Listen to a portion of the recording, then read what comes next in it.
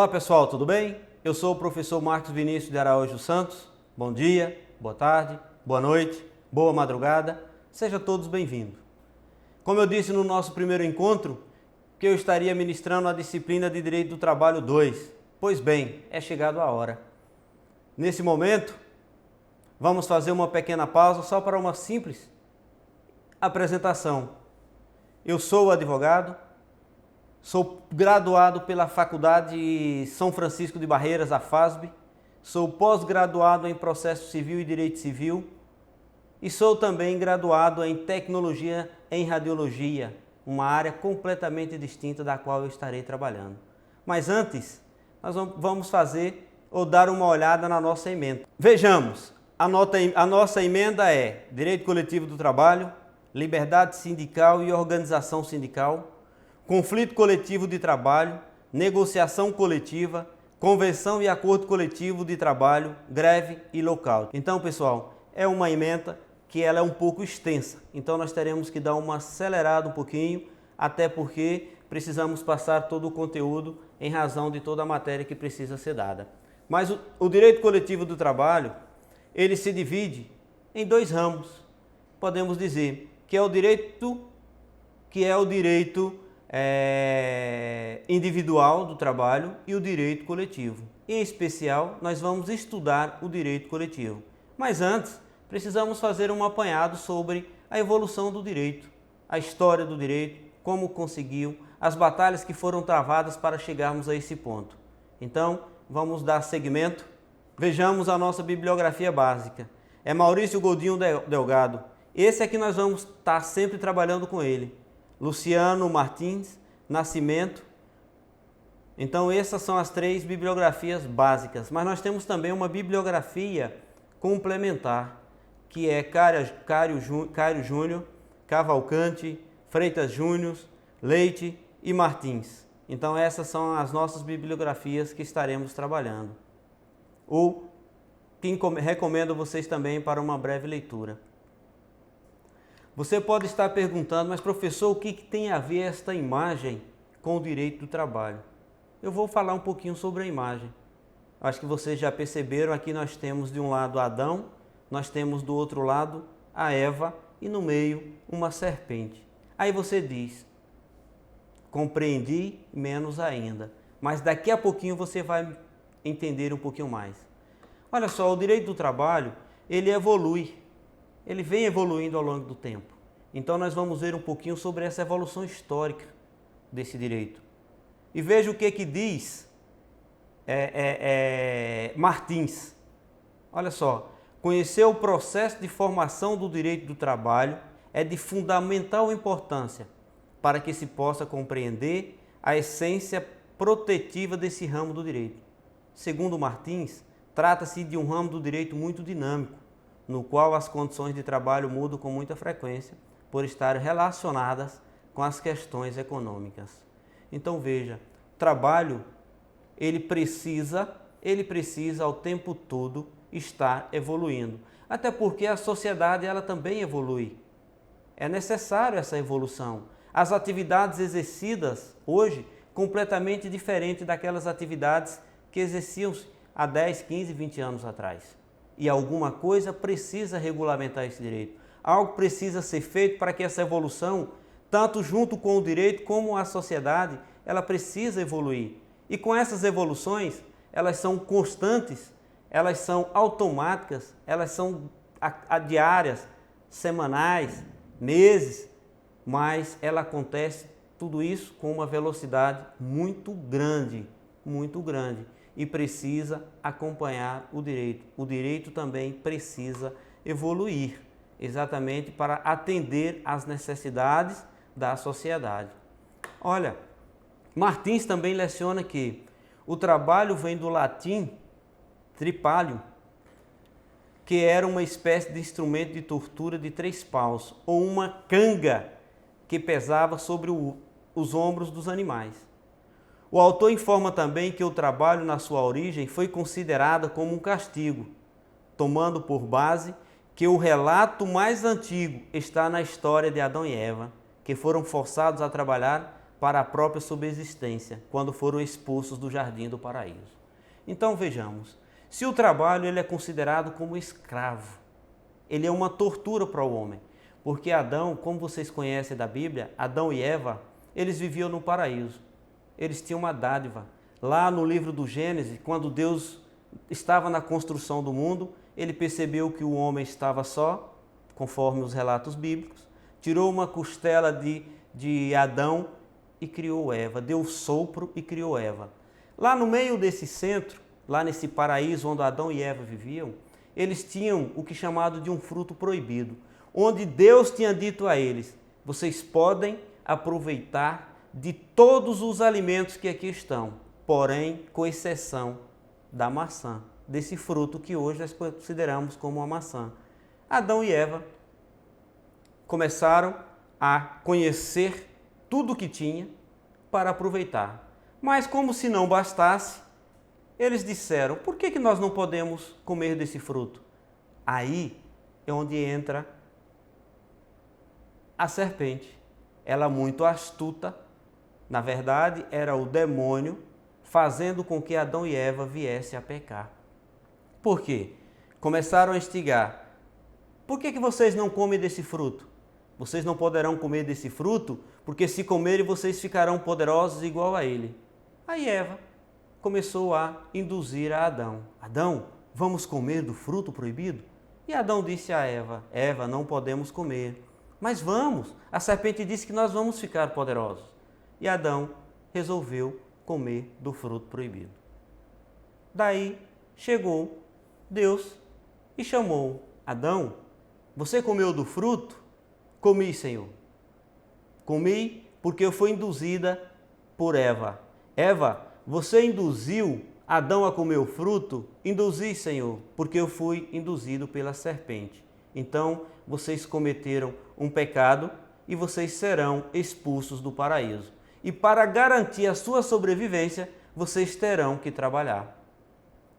Por isso, foi uma sanção que Adão e Eva, que eles receberam por terem comido do fruto proibido.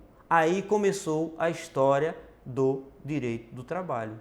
Trabalhar, mas não para juntar um cabedal de bens. Percebam que era simplesmente para garantir a sua sobrevivência. Por isso que diz que o trabalho, ele é uma tortura, o trabalho, ele é uma sanção, porque você precisa trabalhar, Adão e Eva, eles precisaram trabalhar para garantir o seu sustento, até porque cometeram um pecado e do pecado receberam uma sanção.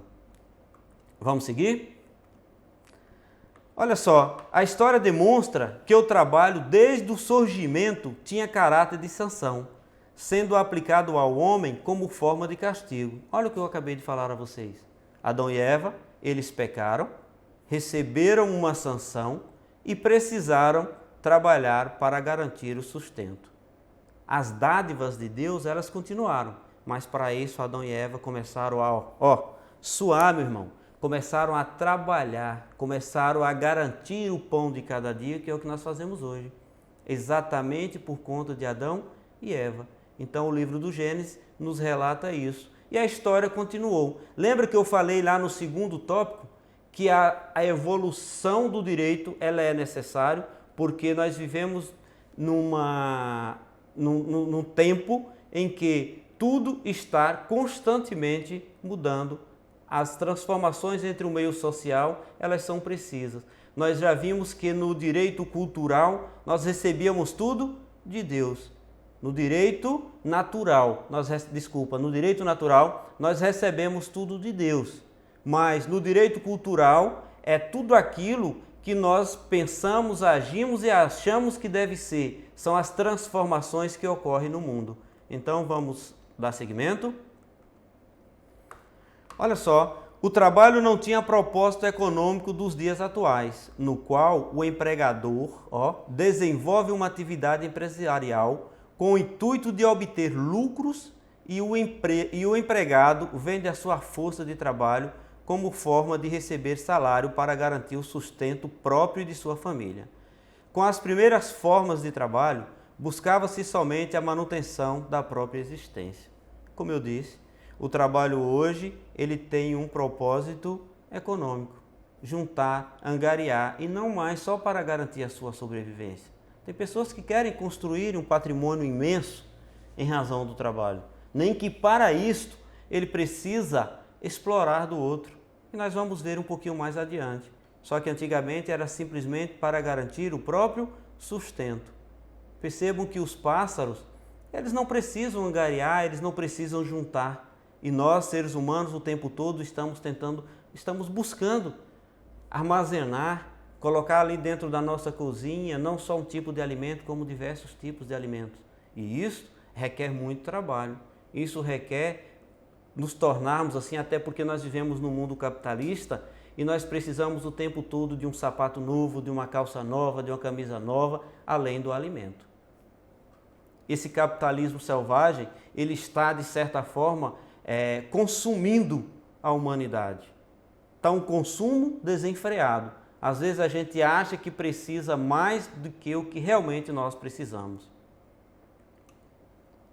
Na antiguidade clássica, o trabalho adquire um sentido material, o que tornou possível a escravidão. A condição de escravo deriva do fato de nascer de mãe escrava ou ser prisioneiro de guerra, ou ainda nos casos de condenação penal, entre outras razões. Isso é o que diz Barroso. Mas veja, o trabalho adquire um sentido material. Trabalhar não mais só para garantir o sustento, e sim para armazenar. Agora, o que tornou possível a escravidão? O homem não conseguia trabalhar sozinho, o que ele fez? Vou escravizar. Vou procurar alguém para trabalhar em meu lugar. E aí começou a surgir a escravidão. Mas como foi que surgiu o escravo? Como foi que apareceram os escravos? Olha só, o escravo ou ele nascia filho de escravo, né? Como nós vimos aqui. Aquelas pessoas que fugiam da guerra, o que acontece? Eles também eram considerados como escravos e eram tratados por escravos. Os prisioneiros de guerra também, eles eram escravos. E nos casos de condenação penal. Mas ainda tem um outro caso. Simplesmente se você tomasse um dinheiro emprestado de uma pessoa, na verdade não existia dinheiro naquela época, ou se pegasse algo emprestado de alguém, e você, no dia do pagamento, você fosse inadimplente, você não conseguisse arcar com a tua palavra, com o teu compromisso, você e a tua família também eram considerados escravos, eram tratados, vocês eram vendidos como verdadeiros escravos. E era o que acontecia com as pessoas. Foi daí que surgiu a escravidão. O ser humano, não mais dando conta só de trabalhar, o que ele aproveitava das pessoas para garantir, além da sua sobrevivência, e garantir esse cabedalo, esse patrimônio, angariar esses fundos para ter uma vida confortável, ele começava a escravizar. Mas a lei permitia, a lei consentia, né? A lei natural. Lembra que nós não tínhamos aqui ainda, nós não tínhamos também a lei escrita. Era a lei natural. Não pagou, você é obrigado a tornar-se escravo. Você nasceu filho de escravo? Escravo você será. Vamos para o próximo bloco.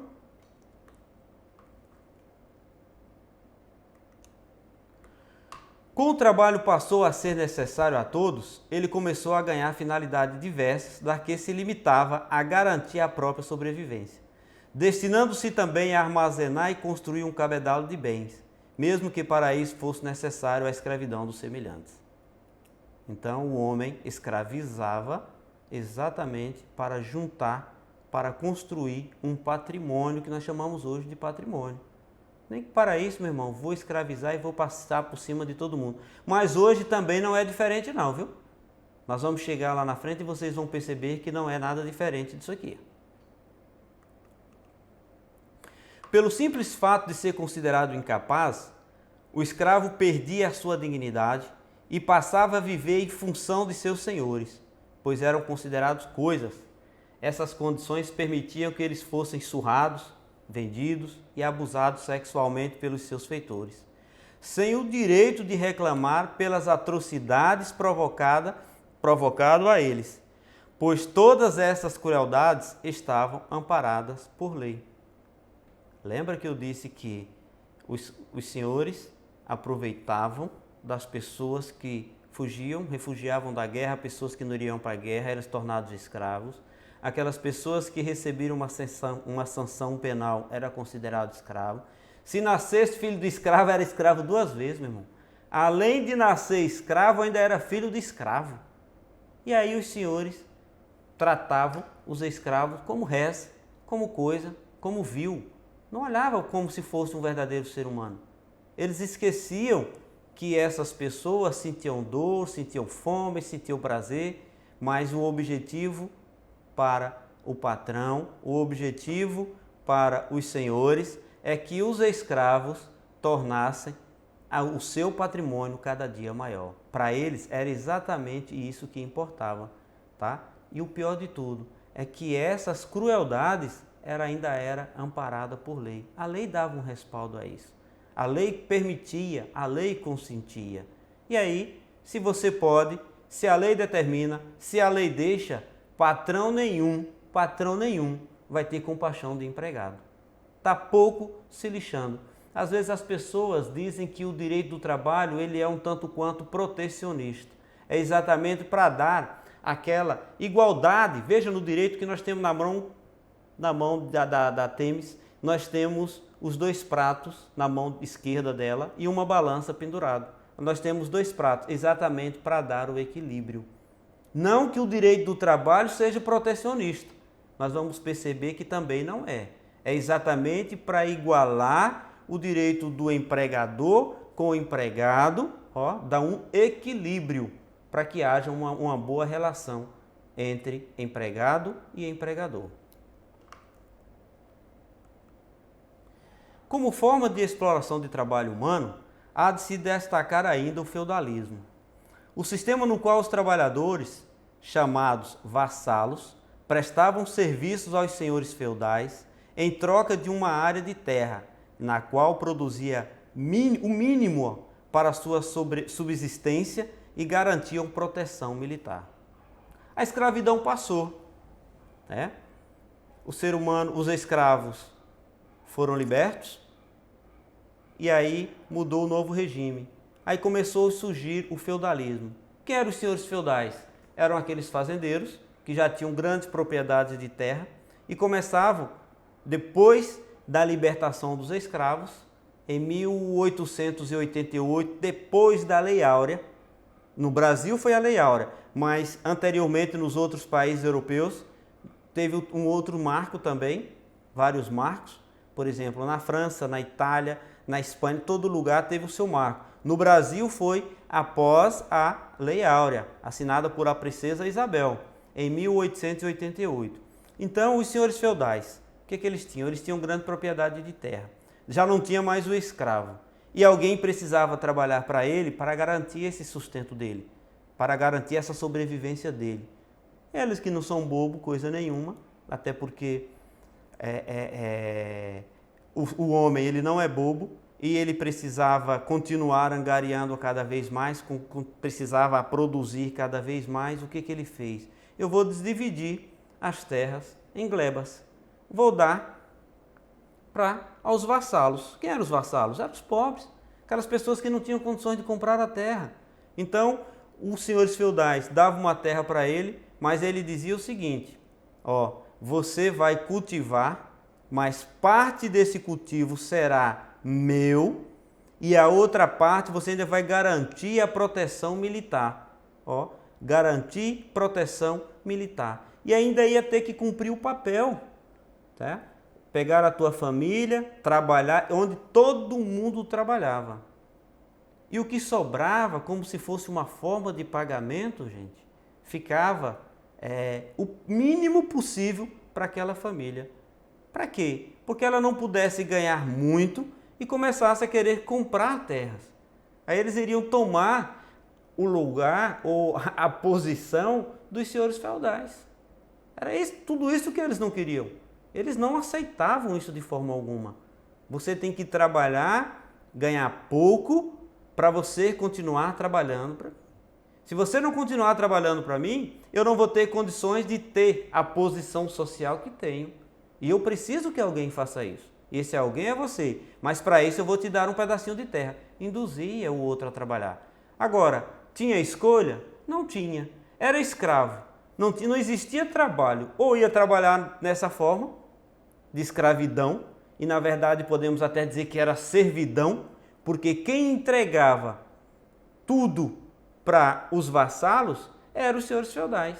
O que ele comia, o que ele bebia, o que ele produzia. E tudo que produzia ainda tudo não era dele. Parte ou a maioria era passado para os senhores feudais. E o tempo foi passando e foi evoluindo. O sistema de feudalismo também não foi muito gratificante para os chamados vassalos, uma vez que eram obrigados a trabalhar muito e com ganho muito aquém do que merecido, pois trabalhavam simplesmente pela proteção de um pequeno pedaço de terra que tinham que trabalhar dia e noite para garantir o seu sustento e a sobrevivência de sua família. E se ele não trabalhasse, se ele não produzisse, se ele não conseguisse dar um retorno para o senhor feudal, eles eram expulsos da terra. Se o feudal dava terra para trabalhar e ele não atendia às expectativas do feudal, ele chutava ele. E o que ele ia fazer com uma família? Hoje não é diferente. Se você não é um bom funcionário, se você não faz a tua empresa crescer, se você não dá renda, o seu trabalho não é rentável para o empregador, o que ele faz contigo? Veja que você acaba vivendo uma posição de vassalo. Gente, o salário mínimo, garantir o mínimo necessário. Analise. Preço que está luz, que está água. Só para a gente voltar em tempos atuais, para vocês perceberem que alguém dita a regra. Quem são os senhores feudais hoje? Nós temos os empregadores. Mas as coisas mudaram, as coisas evoluíram, assim como o direito também evoluiu. É por isso que nós estamos falando da evolução do direito. Adão e Eva começaram a trabalhar porque cometeram um pecado e receberam uma sanção. Então o trabalho ele surgiu como se fosse um castigo. Castigo por quê? Porque Adão e Eva eles cometeram um pecado. Depois surgiu a escravidão. Você não dava conta de pagar o capital que você pegava emprestado ou que você tomasse emprestado, você tornava escravo. O escravo que tinha relacionamento dentro das senzalas e às vezes até o próprio senhores, eles estupravam as escravas e daí produziam o que? Mais escravo. Porque se nasciam na senzala, era escravo. Até que um dia um escravo resolveu fugir para o Colombo, para fugir das senzalas, né? E criar um Colombo. E nós vamos ver posteriormente como que isso aconteceu e por que haveria essa necessidade. Porque o ser humano, ou seja, aquelas pessoas, aqueles escravos, embora era tido como vil, como coisa e não como pessoas, né? E aí eles resolveram fugir e criarem os colombos para se refugiarem, porque eles não aguentavam mais a vida de escravidão. Melhorou deixando a escravidão, acabou um pouquinho da escravidão, aí surgem os senhores feudais, com a libertação dos escravos. Os senhores feudais começam novamente de certa forma, a explorar dos vassalos. Porque quem eram os vassalos? Aquelas pessoas que eram escravos, que eram libertos. Ia fazer o que da vida? O que a vida oferecia a eles? Além de trabalhar nesse regime de servidão. E aí eles trabalhavam, parte do que produziam era passado para os senhores feudais, para ter um pedacinho de terra, para receber uma proteção militar, para ter uma proteção militar e ainda garantir a proteção dos militares. Daquelas pessoas que zelavam por eles, que eram tidos como militares. E aí tudo isso através do suor, meu irmão, através do trabalho, através da servidão. Eu falo em servidão, mas sabe o que é uma servidão? É quando você trabalha e você recebe, hoje, no tempo de hoje, você trabalha, recebe o teu salário e o teu patrão, ele vai te fornecer o feijão, o arroz, a carne, você é obrigado a comprar na mão dele. Então você trabalha como se fosse em troca do prato de comida. E isso a lei hoje já não permite. Vamos seguir que nós vamos entender um pouquinho melhor. Com a Revolução Industrial no século XVIII, as desigualdades sociais começaram a ganhar relevo. E com isso, o direito do trabalho começou a evoluir, chegando ao patamar de tratar o trabalhador de forma mais humana.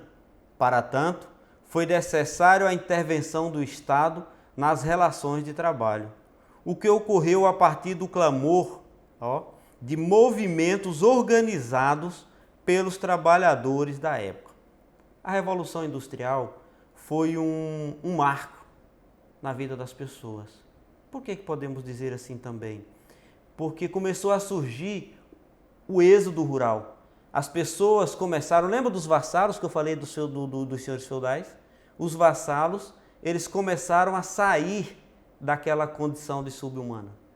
Eles deixaram de viver na servidão. Eles deixavam a terra e já tinham para onde ir. Então, por isso que foi considerado um êxodo rural.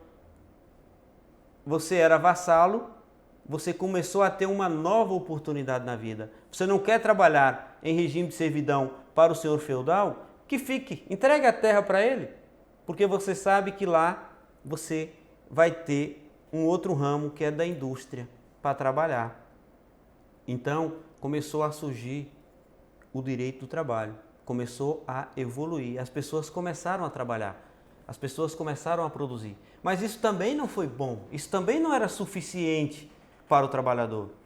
Até porque existiam umas jornadas exorbitantes. Menores de 8 anos trabalhando com uma carga horária de 18 horas, gente. Algo precisava ser feito. Quem poderia contribuir ou quem poderia mudar aquela situação que o trabalhador estava vivendo? O Estado. Lembra que em tempos remotos, como foi que surgiu o Estado? Cada pessoa, cada ser humano abriu um pouquinho do seu direito, abriu mão de um pouquinho do seu direito, um pouquinho do direito meu, um pouquinho do direito seu, um pouquinho do direito do outro, e foram criaram a estrutura do Estado. Para quê? Para preservar a dignidade das pessoas, para dar uma vida melhor para as pessoas, para que as pessoas pudessem, alguém que pudesse brigar por ela. Aí o Estado começou a criar as normas, o Estado começava a criar as leis, e aí começou a melhorar, começou a organizar a vida dos trabalhadores através desses movimentos. Porque já que se o ser humano abriu mão em alguém para organizar a vida dele, isso quer dizer que a tendência é melhorar e que a tendência ela é evoluir. E aí começou a Revolução Industrial, também, de certa forma, escravizando de uma forma diferente, mas ainda assim continuava a escravizar. Ainda assim começava a castigar, porque o trabalhador era obrigado a trabalhar com salários baixos, uma carga horária exorbitante, não existia, não tinha nem como falar, gente, em uma jornada, intra-jornada, extra-jornada, não tinha como, seguro-desemprego, essa época não existia, horas trabalhadas não existia, era trabalhar, trabalhar e trabalhar, produzir, produzir, produzir, e se você não quiser, tem 1000 na fila querendo. Tem alguma coisa diferente de hoje? Vocês conseguem visualizar alguma coisa diferente de hoje do que acontecia? Só que hoje nós temos a regulamentação. Hoje tem alguém que briga por você.